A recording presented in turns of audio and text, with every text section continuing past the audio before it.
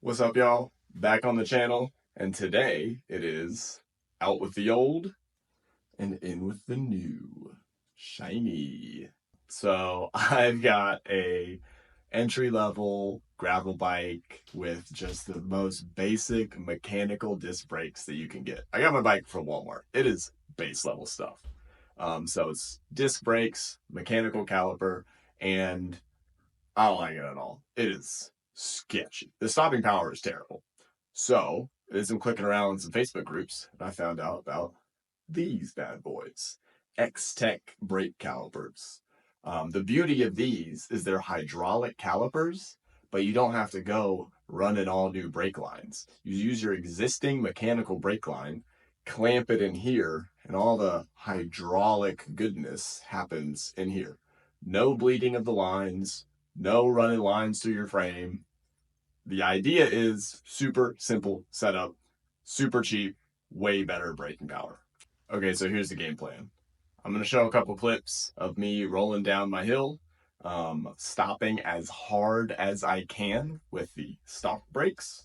We're going to measure the distance, and then we're going to throw on the nice new shiny XTech brakes and do the exact same thing. Go down the hill at the exact same speed, pull as hard as I can, and we'll see if something like this, $35 for the set, can make my bike feel less dangerous. Because right now, it's sketchy. So let's do it. Here's the bike in question that's going under the knife today. Solid bike. I've got a review of this bike on my channel, so I won't get too much into it, but there's a lot of things I like about it. But here's the culprit. These things are sketchy. I mean, they'll stop you, but they ain't stopping you quick. So let's take some measurements, throw on the new calipers, and see what happens. So for this first test, it will be rear brake only. I'm gonna ride up to a point off screen, turn around, 4 pedal strokes, and when I get to that street light, I'm gonna squeeze the rear brake as hard as I can, and you'll see why I'm making a video about upgrading my calipers. Yep, there you have it, folks. You see that? Abysmal braking performance. So I'm gonna take something to mark it, and I'm gonna rinse and repeat a couple times just to make sure that I got good data. All the way to the top, squeeze, squeeze, squeeze, squeeze, squeeze, squeeze, squeeze. It's crazy that it takes that long to stop. And one more for good measure, but I don't think it really changes that much. So yeah, things need to change. So mark the front wheel, go to the garage, get the tape measure. I'm going to measure from the street light to the rag, and I have a 25-foot measuring tape, and it's not long enough to measure my stopping distance. It's wild. So pick it up, mark the spot.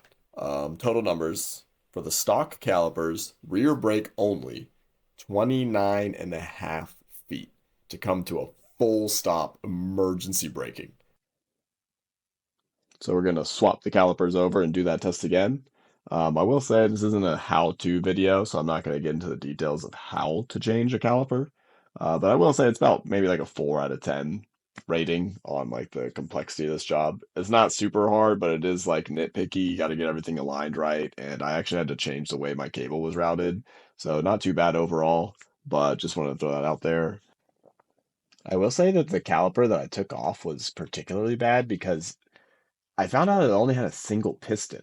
A piston is what squeezes the brake pads together, and I was expecting it to have a piston on both sides. But as you can see, as I'm twisting my finger there, only one of the brake pads is moving in. You can see it better when I flip it over. But yeah, since there's only one piston putting pressure on the pads, you're basically only working with half power. The new calipers, I'll cut to a clip here. These are the new calipers, and I can't show it because it has a block um, preventing them from being pushed in so that the fluid doesn't all spill out if you overextend it. But this has 2 pistons, one on each side. So when you squeeze the lever, they'll both clamp in. And so that basically just gives you double the power right there, which is really nice. So as I'm finishing up putting on this new caliper, one thing I wanted to talk about is the long-term reliability of something like this. I'm not expecting it to be great with the price point of $35 for both of them. And from what I can tell, there's not a good way to service these. So hydraulic brakes, the servicing they need is you have to bleed them because over time the liquid evaporates, the heat gets to it. Somehow it'll lose fluid. I'm not exactly sure how. And in place of the fluid will be air bubbles. So just over time you have to bleed these. But since this doesn't have a reservoir and lines, I'm not really sure how you would do it. I watched a video about how to do it, and it looked like you needed a lot of specialty tools, tools that probably cost more than the calipers themselves. But the saving grace here is that these calipers are designed for e-bikes and electric scooters, which go a lot faster, generate a lot more heat, both by like the motor and by the braking power because the faster you go and the heavier you are, the more heat you create when you brake. So these should be designed to withstand a lot rougher environment than what you're going to see on a bicycle. So I'm not going to be able to speak to the long-term reliability about these, and that's actually why I only installed one on the back of the bike. I was going to do stopping tests for the front and the back, but since these are cheap Amazon calipers, I actually wanted to only install one just in case there's like a nightmare scenario where they explode or they just stop working while I'm riding.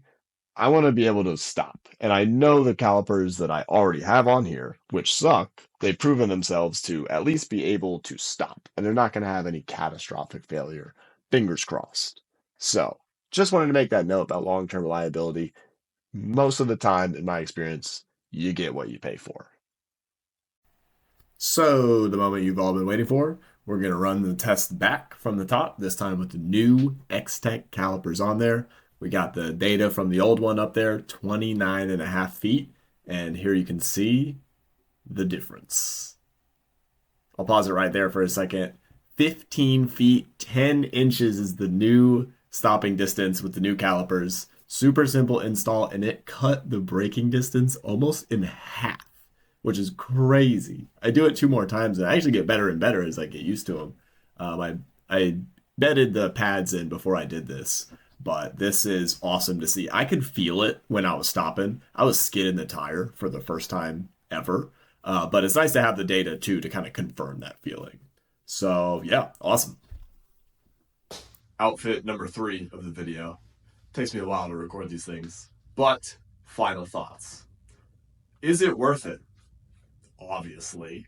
I mean, for $35, I cut my braking distance in half. That gives me so much more confidence going down technical descents on like a gravel, like loose gravel surface. I feel so much better. And to prove that, I went on a ride today around like the gravel loop behind my house, a bunch of trails that I go down all the time. And I set a bunch of PRs, and all of the PRs were like sections that are like downhill and like twisty. I felt so much more confident that I could actually squeeze the lever and slow down.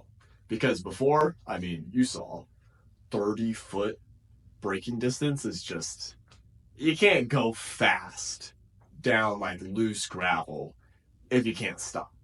That's stupid. So I feel so much better with the calipers now. As far as fitment goes, I'll put a link in the description to the exact ones that I bought. But if you just measure your mounting bolts and how much like space is between them, you can see these line up. I'm talking about mounting bolt. Just like the space between those is the same. You should be good. Everything else should clamp right back up. I didn't have to do any adjusting when I put these on as far as like alignment of the caliper. I put it on and it worked right out the box. So just as long as that gap is the same, it should bolt right up. Long-term reliability. I already talked about it a lot in this video, but I don't know yet. Stay tuned, like and subscribe. If I stop posting, that probably means that I died falling down the cliff. But yeah, we'll see. Like I said, these are made for e-bikes and e-scooters, which are really heavy and generate a lot of heat. So I feel good that these should last a long time. And that's the video. If there's any other parts that you guys want to see a video like this on, let me know in the comments. Just give me a reason. I love buying stuff. I love modding stuff. So let me know what you're interested in. I'll buy it. I'll do a review on it. Till next time, thanks, y'all.